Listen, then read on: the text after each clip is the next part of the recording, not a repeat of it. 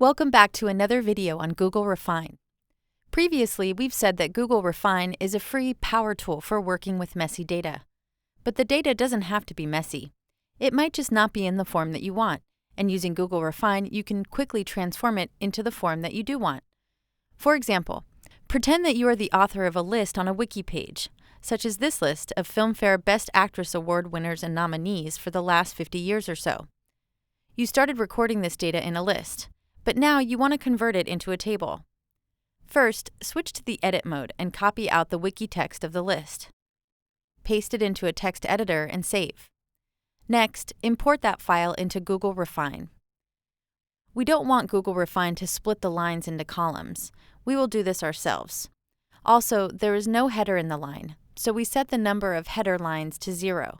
Here is the wiki text, 1 line per row, 234 rows in total. First, we want to remove all of the year section headings. It's easy to describe them. Any line starting with 3 equal signs is a year section heading. So we create a text filter and type in 3 equal signs. That filters the table on the right to the expected rows containing the year section headings.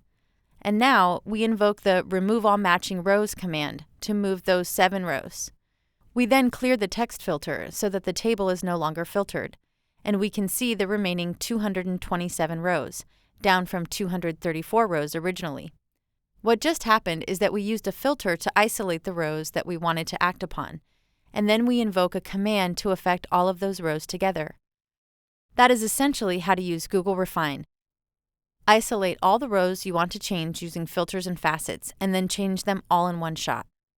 Moving on, let's note that in the original list, there is a lot of bolded text. We want to bold the text in the final table differently, so we need to remove all existing bolding, which is encoded as triple quotes. So we invoke the transform command on this one column. In this dialog box, we will specify an expression that takes a cell's value and performs a search for 3 consecutive single quote marks and replaces them with an empty string. We get a preview of the expression as applied on the first few visible rows, so we can check the results before clicking OK. That changed 57 cells. Next, we note that for each year, the winner is listed first, and then the nominees are shown as an indented sublist. In the wiki text, the indented list items start with 2 stars.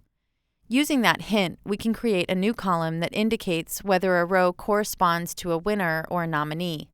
We invoke the command add column based on this column and enter the expression value starts with 2 star and name that new column is winner. We create a text facet from the is winner column to help us work with the winners and the nominees separately. First, we select true to isolate the winner rows. Then we want to extract out the years. We invoke the command add column based on this column and specify the character range from 1 to 5 and name that column year. Having extracted out the years, we can remove them from the original column by invoking the transform command and taking the substring from character index 6 onward. We now turn our attention to the nominees by selecting false in the is winner facet. They have no years, so we only need to remove the leading stars. Again, we invoke the transform command and take the substring from character index 2 onward. We remove the is winner facet as we no longer need it. The winners and nominees row should now look the same, except the nominees are missing the years. But since each nominee is listed immediately after the winner of the same year, we can invoke the fill down command to copy each year onto the blank cells below it.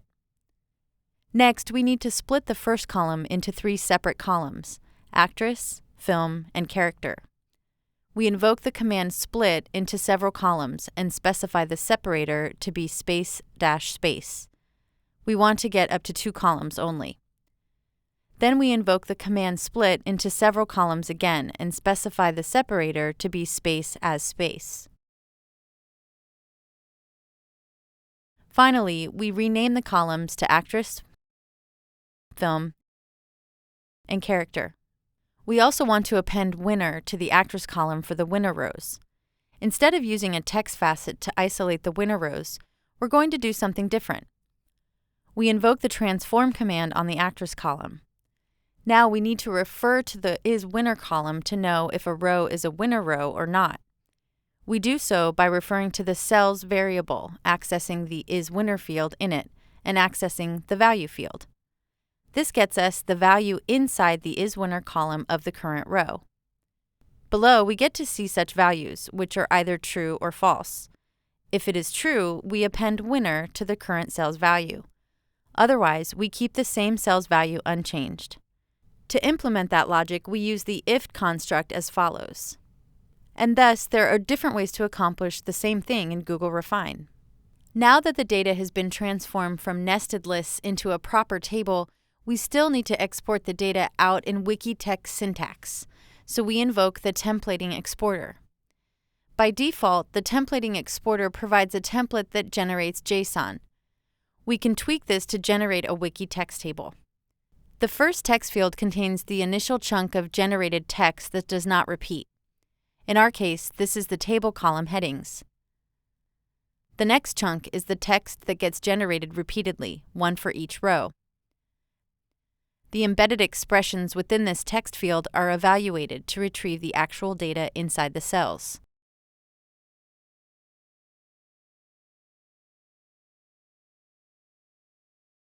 The next text field is the text that gets generated to separate the rows.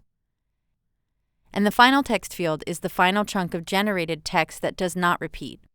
In our case, this marks the end of the table. We get a preview of our table on the right.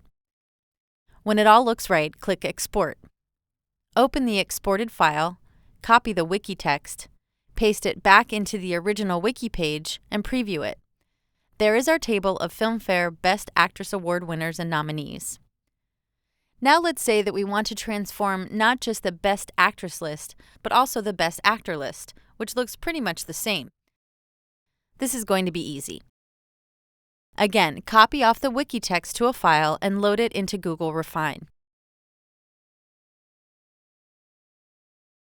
Now, let's switch back to the Best Actresses project to see what we've done. The Undo Redo history shows us a list of editing operations that we have performed.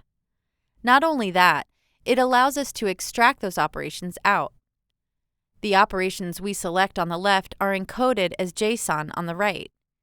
We can simply copy that JSON, switch back to the Best Actors project, invoke the Apply Operations command, paste in that JSON, and click Apply. And voila, our Best Actors list has been transformed to a table. I hope this video has given you some ideas of data transformations that you can do using Google Refine. Although our examples are small data sets with a few hundred rows, Google Refine works just fine with up to a few 100,000 rows if your computer has enough memory. And with more data, the difference between Google Refine and spreadsheet software is even more pronounced. That ability to interactively change in bulk a large chunk of data matching some particular criteria really sets Google Refine apart. And that's not the whole story. Check out the rest of the videos for even more data wrangling magic that Google Refine can do for you, for free.